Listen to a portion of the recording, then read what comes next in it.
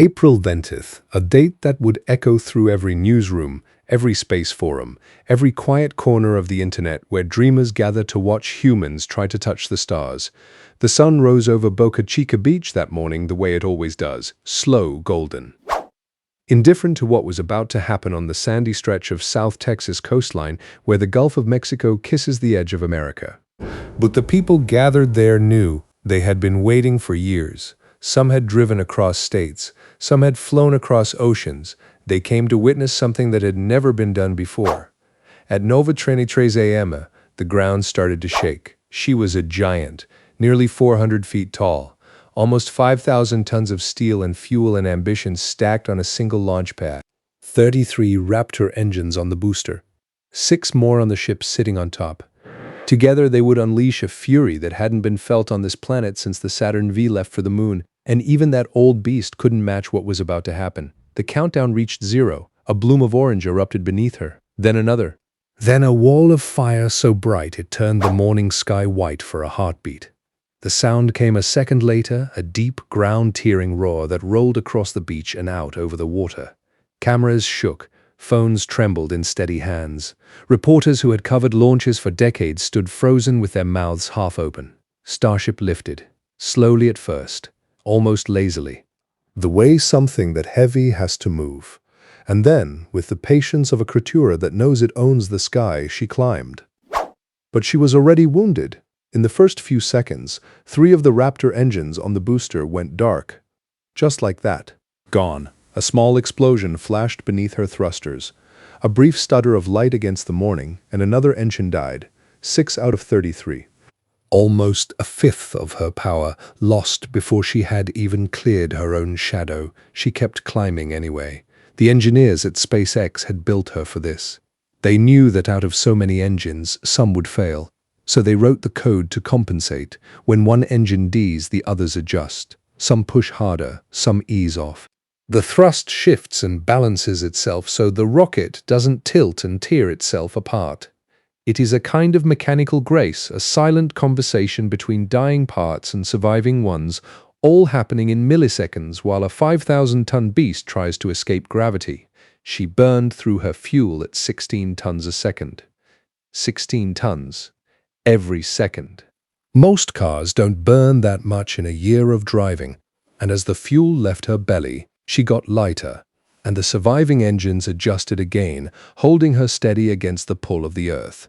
At 1 minute and 18 seconds, she reached max Q, the moment of greatest stress, the point where the air pushes back hardest and the rocket either holds together or doesn't. She held. Battered, missing engines, smoke trailing behind her, she pushed through the wall and kept climbing. And then something began to go wrong. The stage separation was supposed to happen. The booster was supposed to peel away and fall back toward the SEA, while the upper ship continued on toward orbit. But the rocket started to roll, slowly at first, then faster. A graceful, terrible somersault against the blue sky. The people watching went silent. She tumbled, 400 feet of steel and fire, spinning end over end, full of millions of pounds of fuel, suddenly without a sense of which way was up.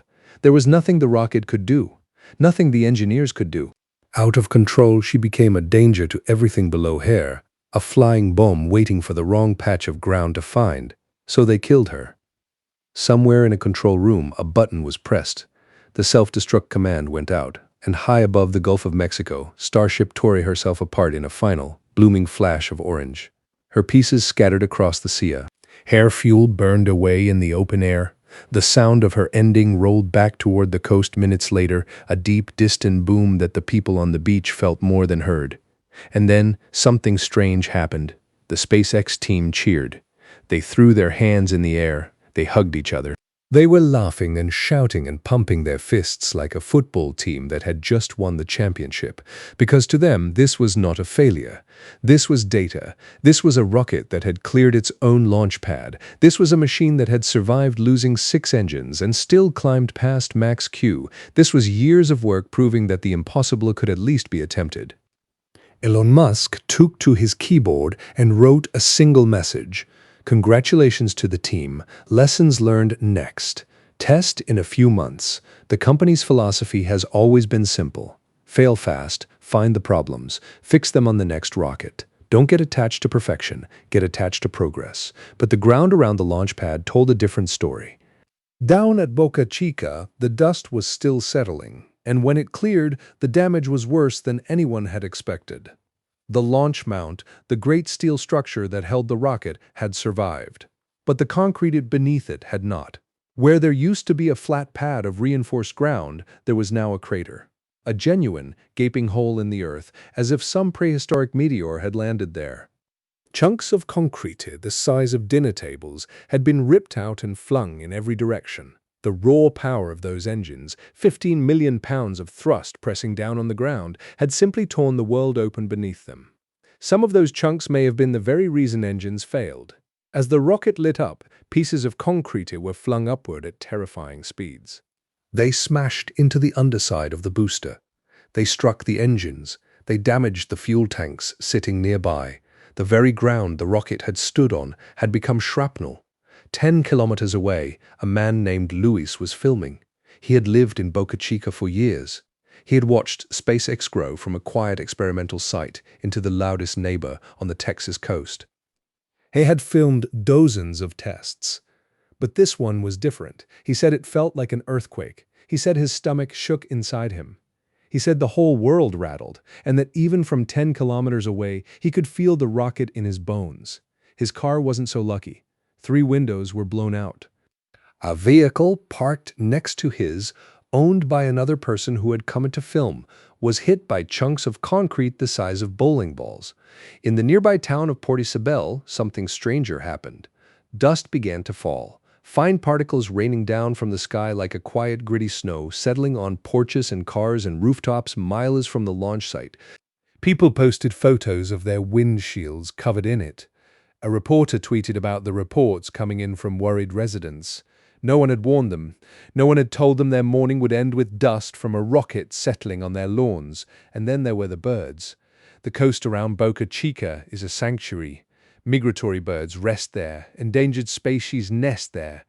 Conservation groups had warned for years that the louder SpaceX got, the harder it would be for those birds to survive. When the rocket lit up, the birds scattered in panic, flying in wild, confused circles.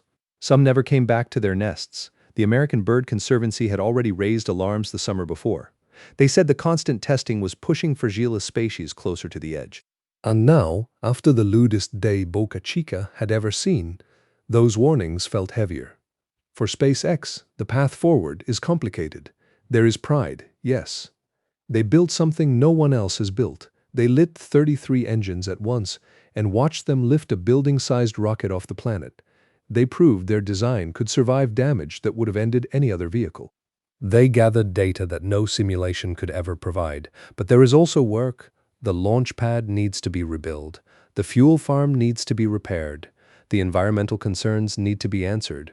The town of Portisabel needs to feel safe. The birds need somewhere to rest. And the next rocket, already being prepared, needs to do better. The truth is, building a rocket like Starship is not like building an airplane. It is not even like building a normal rocket. It is closer to building an aircraft carrier from scratch, with the goal of making it fly, land, and take off again within hours. There has never been a machine like this. There has never been a goal like this. 60 years of space exploration have not prepared anyone for what SpaceX is trying to do. And so they fail, and they learn, and they build again. On April 20th, the world watched a giant rise stumble and fall back to the sea. The rocket did not reach orbit. The pad did not survive. The birds scattered. The dust fell on quiet towns. But the people who had built her stood in their control room and cheered, because in their eyes, she had done exactly what she was meant to do. She had taught them how to build the next one, and somewhere in Texas, in a hangar by the sea, the next one is already waiting.